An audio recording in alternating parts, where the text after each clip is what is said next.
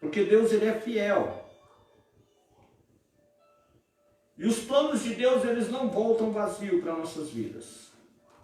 Josué capítulo de número 8, versículo de número 1, diz assim a palavra de Deus.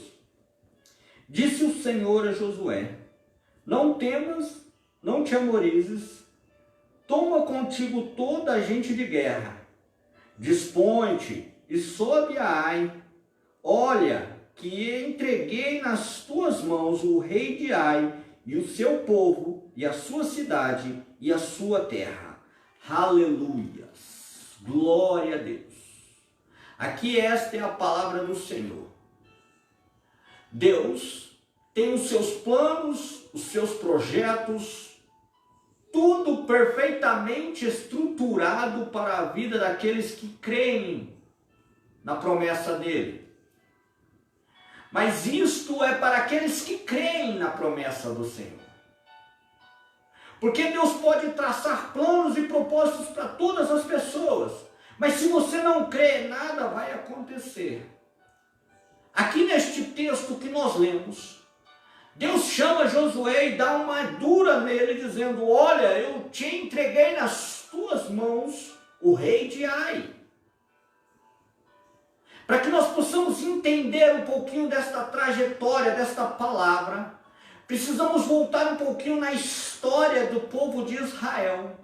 Precisamos voltar um pouquinho na história daquilo que Israel estava com os planos de Deus traçado para a sua vida. Um povo pelo qual Deus escolheu, um povo pelo qual Deus chamou homens e mulheres para poder caminhar lado a lado com ele. E um desses homens chamado, escolhido por Deus, foi Moisés. Moisés foi escolhido por Deus desde pequeno, porque quando houve aquele processo de matança das crianças, dos homens, dos primogênitos, das crianças masculinas, determinada por Faraó, é porque já havia sido dada uma profecia acerca da vida de Moisés. E Moisés então foi escolhido por Deus para caminhar lado a lado com Deus, para ir para a terra prometida, levar um povo para a terra escolhida que Deus tinha para ele. Mas no meio da caminhada, Moisés então, ele faz algo que Deus não se agrada. E aí Deus então diz que Moisés só ia ver a terra prometida, ele não ia entrar na terra. E então vem e acontece algo, Moisés morre. E aí então é levantado um homem segundo a vontade de Deus, Josué. Porque Josué, dentre muitos israelitas, foi ele e Caleb, foram os dois únicos daquela faixa etária de idade, que não pecaram contra Deus, que não falharam contra o nome do Senhor, confiaram perpetuamente. Então Josué teve o privilégio de comandar e ser o sucessor de Moisés. E aí então a palavra nos traz uma reflexão, onde Josué pega ali a sua palavra, a palavra que Deus havia dado a ele, a palavra que Deus havia proferido na vida dele. E aí então Josué pega aquela palavra, porque desde o primeiro capítulo do livro de Josué, no versículo de número 3, Deus fala com Josué, não temas, porque eu sou contigo. E aí então Josué pega e faz algo da parte de Deus. Pega aquele moço e começa ali a estruturar um exército, a fazer valer a palavra do Senhor. Porque Josué então, ele olha para aquela situação e começa a contemplar ali o desejo de Deus. Josué começa a contemplar o desejo da vontade do Senhor. E aí então nós vemos que Deus pega essa situação e começa a fazer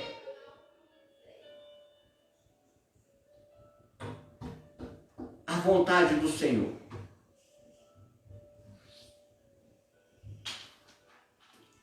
E qual era a vontade do Senhor para Israel? Qual era o propósito do Senhor para Israel? Por que será que Deus escolheu Josué? Porque sabia que Josué era temente a Deus.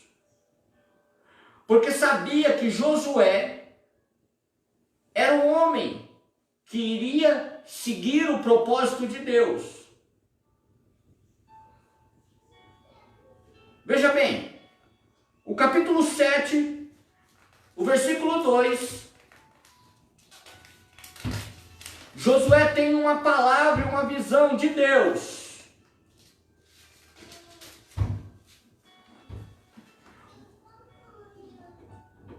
Enviando, pois, Josué a Jericó alguns homens a Ai, que está junto a Bet-Avém, ao oriente de Betel, falou-lhes dizendo: subi e espiai a terra.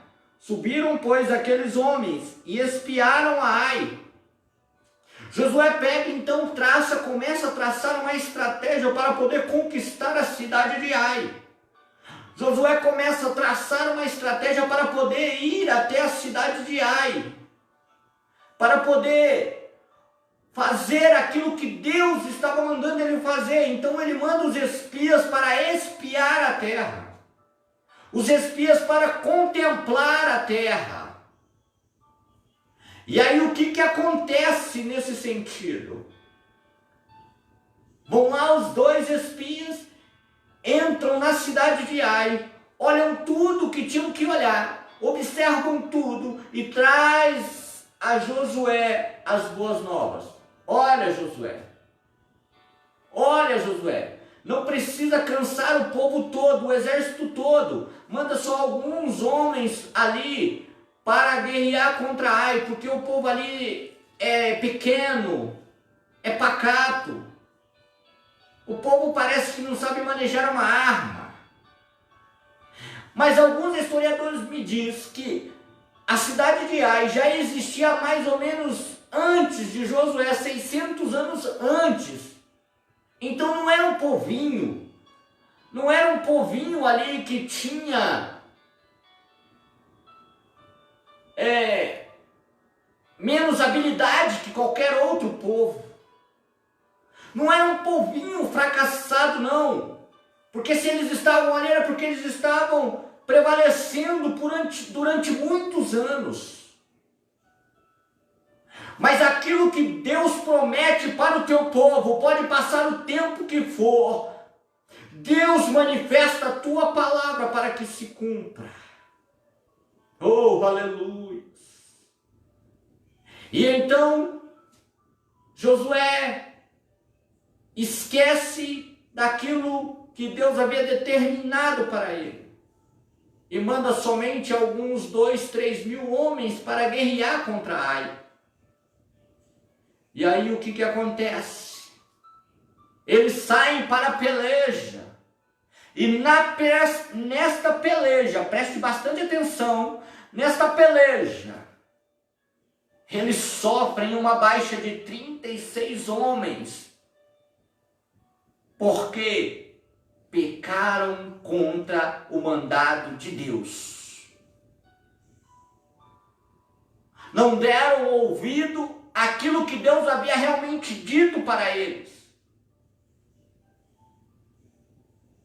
E aí então, no capítulo 7, nós encontramos ainda mais Josué chamando todo o povo para um momento, para um mover de oração. Josué pega e rasga as suas vestes, joga pó e cinza sobre a sua cabeça e começa a chorar, começa a se prostrar diante de Deus. Ele vivendo aquela situação, ele pega e vai diante do Senhor e começa a se prostrar diante de Deus. E se humilha na presença do Senhor. Se você pudesse entender que quando você está passando pela prova, quando você está passando pelo vale, e vai diante do Senhor e se humilha na presença dEle, Deus olha para você de forma diferente ali dos céus. Ele olha para você de forma diferente. Porque o nosso Deus é um Deus que aceita quando você se humilha na presença dEle. Estamos vivendo momentos em que a igreja precisa se humilhar diante de Deus. Em que a igreja precisa se humilhar diante do Todo-Poderoso. Os momentos não são tão bons para os dias de hoje. As lutas estão aí. As provas estão aí. E até quando nós vamos deixar de nos humilhar na presença do Senhor? E aí nós encontramos aqui Josué pega e se humilha diante de Deus. Será que você pode compreender a dimensão do que Deus está querendo de nós nesta noite? Encontramos por aí muitas pessoas dizendo: mas Deus se esqueceu da tua igreja. Deus não esquece nada. Deus não esquece de ninguém. Deus não esquece da sua igreja. A igreja que tem se afastado da presença do Todo-Poderoso. E a igreja que tem se distanciado de Deus. Até quando nós, como igreja, vamos deixar Satanás saracotear diante de nós? Até quando nós vamos aceitar o diabo manipular a igreja? Até quando nós vamos aceitar as coisas do mundo entrar para dentro das nossas igrejas? Precisamos voltar àquele tempo em que nós reuníamos nas nossas casas para adorar ao Senhor, para orar ao Senhor. Aqueles cultos de oração. A história nos conta que Josué precisou fazer um culto de oração. Ele precisou se humilhar diante de Deus. Ele precisou se prostrar diante de Deus.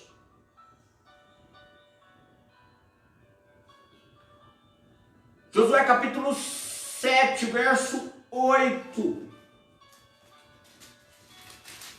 Diz assim a palavra de Deus: Senhor, que direi? Pois Israel virou as costas diante dos seus inimigos. Ouvindo isso, os cananeus e todos os moradores da terra nos cercarão e desarraigarão o nosso nome da terra. E então que farás o teu grande nome?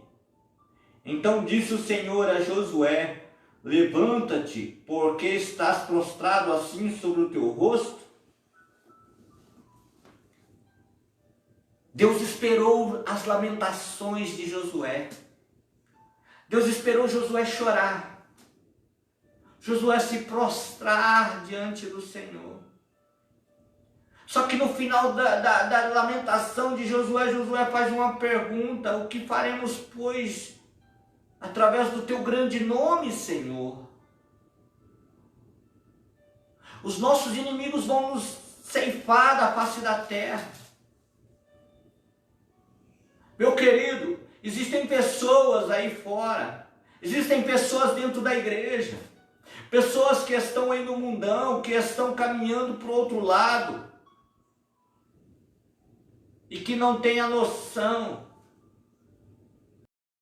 do que é da sua vida, para a sua vida.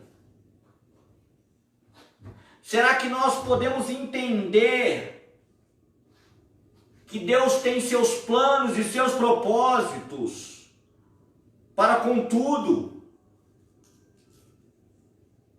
Até quando nós vamos ficar perecendo? Até quando nós vamos ficar sofrendo? Por que será que o povo tem deixado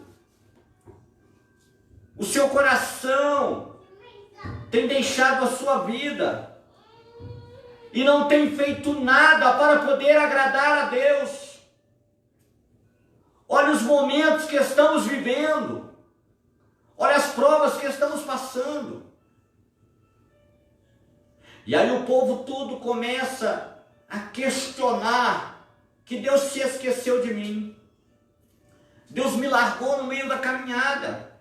Deus me abandonou. Deus não abandona ninguém.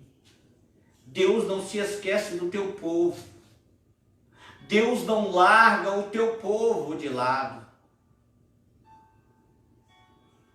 O Senhor, Ele tem olhado por nós a cada dia. Josué achou que Deus havia largado ele de lado. Josué achou que ele havia sido abandonado. E aí no capítulo 8, nós encontramos aqui Josué dizendo,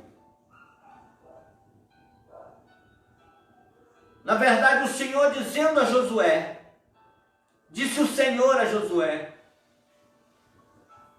não te amorizes, não te amedrontes, porque o Senhor, Ele tem olhado por nós. É o Senhor quem tem feito algo pela nossa vida. E aí fica a situação em que o povo está passando tantas dificuldades. O apóstolo Paulo disse em uma das suas cartas a Timóteo, dizendo, olha, alguns se apostatarão nos últimos dias da fé. Sabe o que é isso? Crentes perdendo a fé, a confiança em Deus. Muitos se dizem por aí na internet, alguns pregam algumas palavras dizendo, questionando alguns pastores, obreiros, algumas ovelhas, o reino.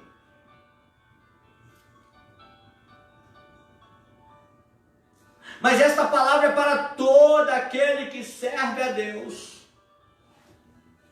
Independente da situação ou circunstâncias que estamos vivendo, o nosso primeiro ato é confiar em Deus.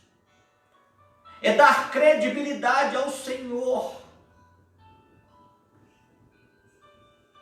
Olha como é difícil quando você está passando pela prova. Quando você vê que o seu projeto não está caminhando conforme a tua vontade. Como isso é difícil.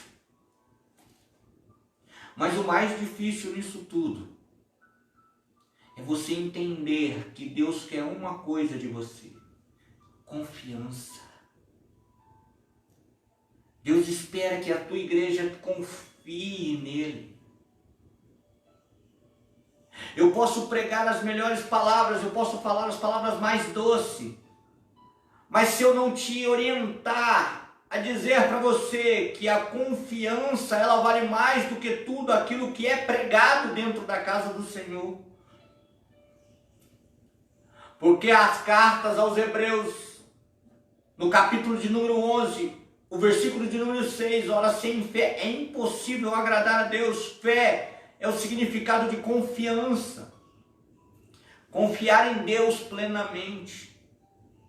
E aí Deus dá uma palavra de ânimo para Josué. Olha, eu te entreguei nas tuas mãos o rei de Ai, todo o seu povo, a sua terra. Tudo que há naquela terra eu te entreguei. Pega toda a gente de guerra e vai para a peleja, Josué. E aí então Josué, como um grande general e estrategista, reúne todo o exército e fala: perdemos uma batalha, mas não perdemos a guerra.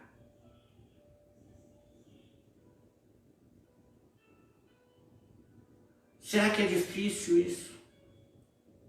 Foi tão difícil para Josué reconhecer que ele precisava fazer aquilo que Deus estava mandando. Olha, eu te coloquei como general e é para você caminhar à frente do campo de batalha. Vai para a guerra, Josué.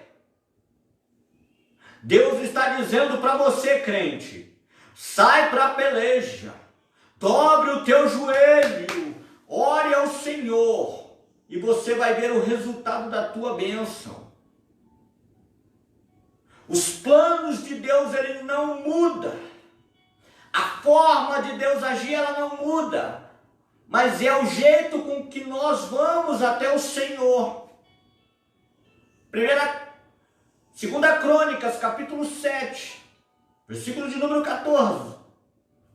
Se o meu povo que se chama pelo meu nome se humilhar e orar, e se converter dos teus maus caminhos, então eu ouvirei dos céus, perdoarei os seus pecados e sararei a sua terra. O que é isso, igreja? É se o meu povo, eu e você, precisamos nos humilhar diante do Senhor. Precisamos nos prostrar diante de Deus. Como é difícil. Você olha para os obstáculos que você está passando. E aí Deus te dá uma palavra, olha, não temas porque eu sou contigo. Ele está dizendo para você, olha, não importa a situação que você está vivendo, eu estou do teu lado. Eu caminho com você. Eu não estou aqui brincando com a palavra, eu estou determinando, vai, porque eu sou contigo. É assim que o Senhor está dizendo para você nesta noite. É o Senhor. É o Senhor que está dizendo isso. Não sou eu que estou falando com você. Eu estou apenas transmitindo aquilo que Deus quer que eu fale para você. E até quando nós vamos esperar? Até quando nós vamos buscar um recurso para a nossa vida? Deus está falando, olha, não temas. Você sabia que na Bíblia Sagrada nós encontramos 365 textos da palavra do Senhor dizendo, não temas, com esta referência?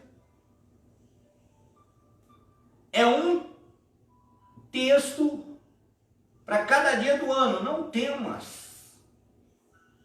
Não temas. Não temas. O Senhor é contigo. Ele está do teu lado aonde você vai. O princípio disso tudo é que nós devemos confiar no Senhor.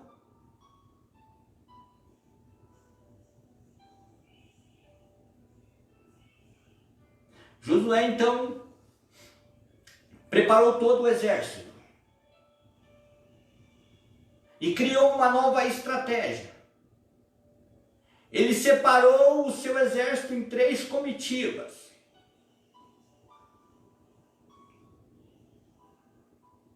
E fez algo que Deus havia determinado. Uma parte ficou cuidando do arraial de Israel. Uma outra parte foi para a peleja e a outra parte deu a volta por trás da cidade de Ai. Então, o rei de Ai, ouvindo falar que Israel estava indo de encontro contra a cidade, ele pega e promove uma festa.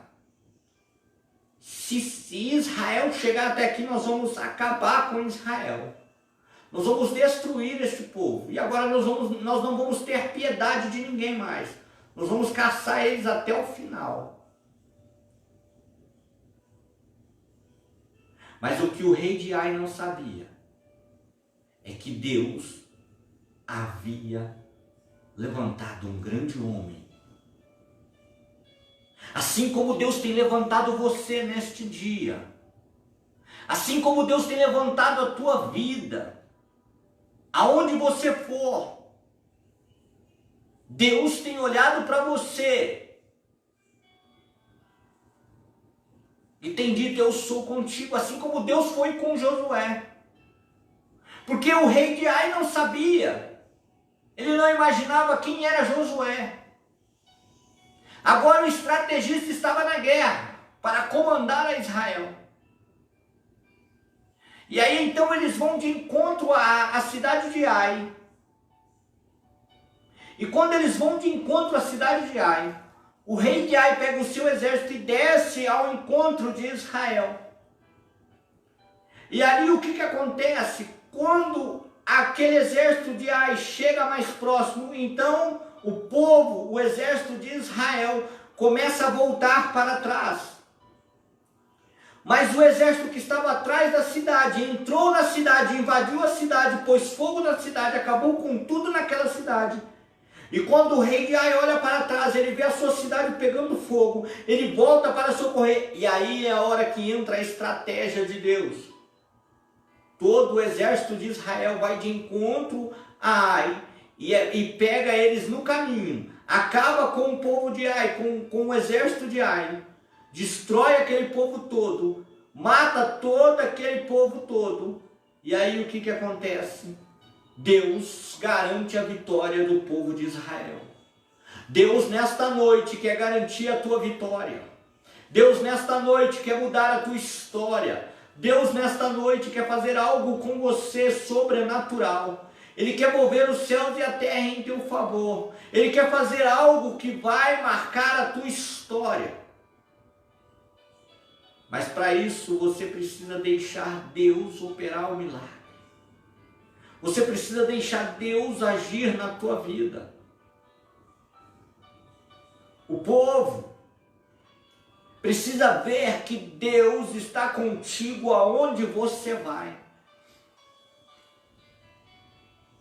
Muitas pessoas te julgam pela tua aparência. Muitos te julgam pelo teu intelecto, pelo teu conhecimento. Muitos dizem por aí que você é um crentinho de nada, de meia tigela. É alguém que não tem um amplo conhecimento. Mas eu quero te dizer que o maior conhecimento que nós temos está aqui na palavra de Deus. É o maior conhecimento que nós podemos adquirir.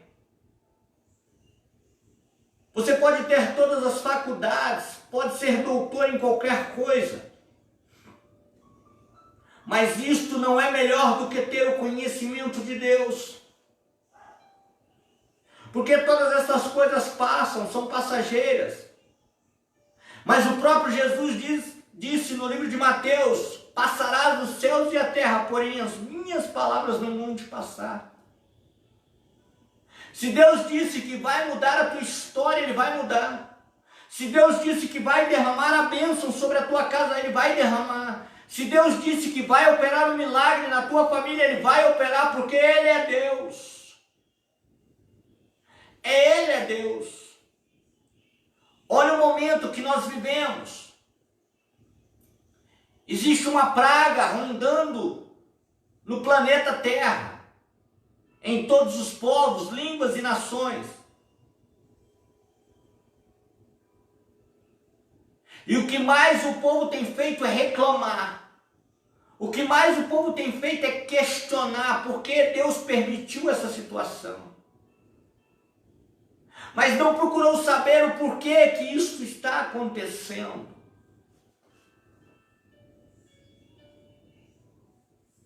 O porquê será que Deus está permitindo esta prova para a igreja, para todo o povo, toda a nação, todas as línguas, todos os povos?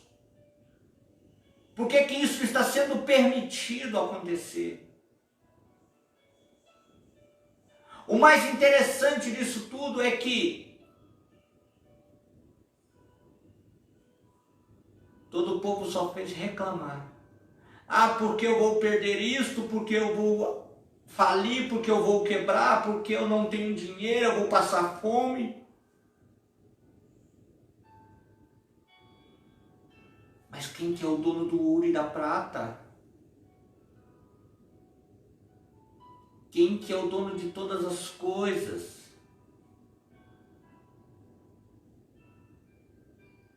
Quem que é aquele que provê o alimento para o teu povo? Quem é aquele que pode fazer o milagre acontecer? Será que você está compreendendo o que eu estou querendo transmitir para a tua vida? É que Deus está dizendo, olha, ainda que a figueira não floresça, nem haja fruto na vide, todavia se alegre, se alegre, se alegre no Senhor. Se alegre. Dificuldades, lutas, provas, passamos. Mas a palavra de Deus nos diz que a alegria do Senhor é a nossa força. A alegria do Senhor é a nossa força. A alegria do Senhor é a nossa força. O que é isto?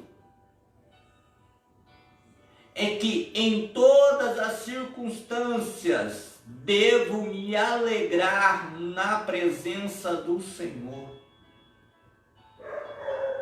Está difícil passar por isso. Quantas pessoas já perderam o emprego? Quantas pessoas estão passando necessidade? Agora, aos poucos, a vida vai começando a voltar ao normal. Mas ainda encontramos uma certa resistência desta praga que está rondando o planeta. Mas eu quero te dizer, meu querido, minha querida irmã, eu como profeta de Deus, digo a você, abra o teu entendimento para as coisas. E faça uma única coisa todos os dias da tua vida. Agradeça ao Senhor de todas as coisas que acontecem contigo. Está passando pela prova, agradeça. Está sendo abençoado, agradeça. Está sendo humilhado, agradeça. Está sendo exaltado, agradeça, porque quando você começa a agradecer, o céu se abre, a glória de Deus desce, e aí não há nada que pare o propósito e o projeto de Deus para a tua vida. Deus tem olhado para o teu povo e tem dito, olha, eu só espero uma coisa de vocês, a adoração. Adore ao Senhor. Adore ao Senhor, porque Ele é digno de toda honra e de toda glória. A Ele todo o louvor.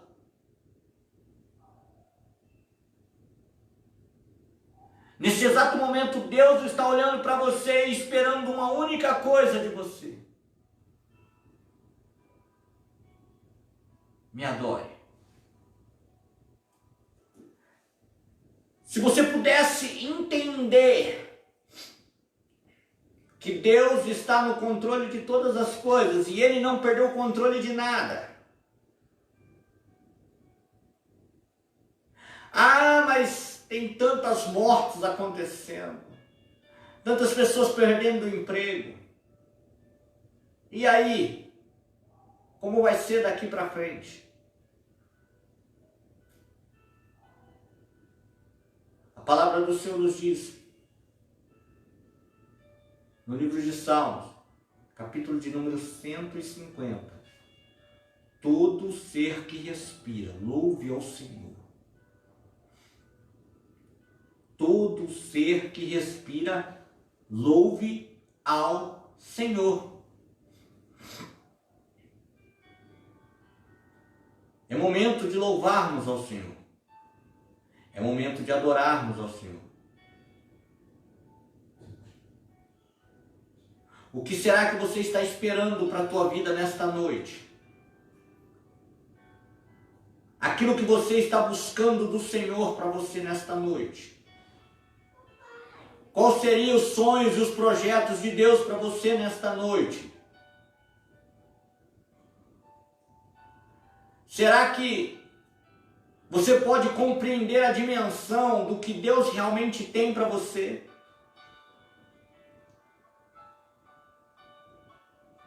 Nesta noite eu me coloquei aqui para poder trazer esta palavra para a tua vida e dizer, olha, não temas porque o Senhor é contigo. Não temas.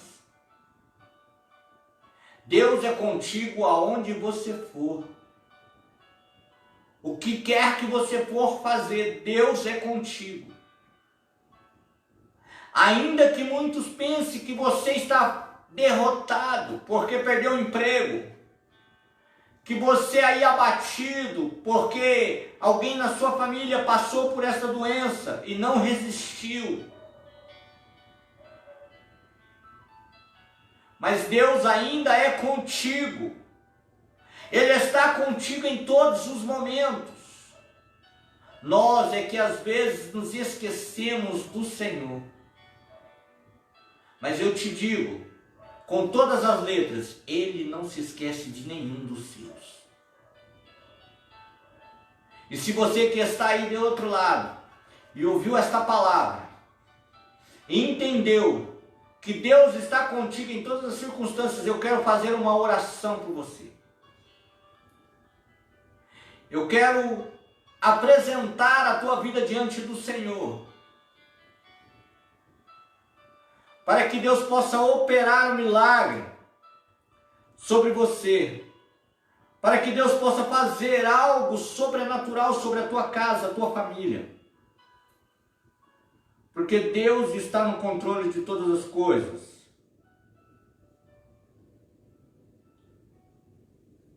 Feche os teus olhos. É um momento pelo qual nós vamos apresentar ao Senhor a nossa vida.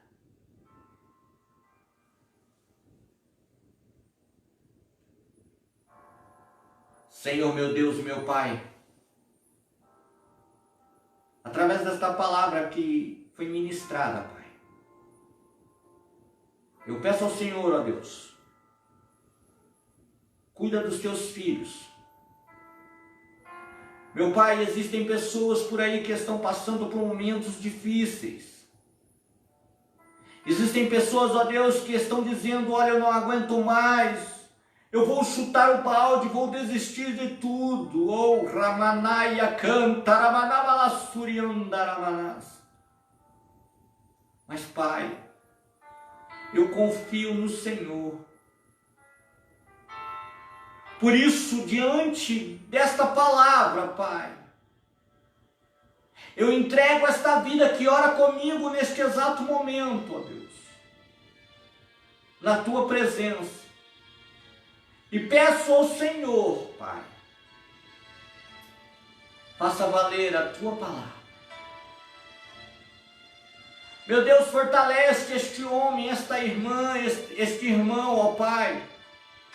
Fortalece os Teus filhos, ó Deus. Aonde eles forem, ó Pai,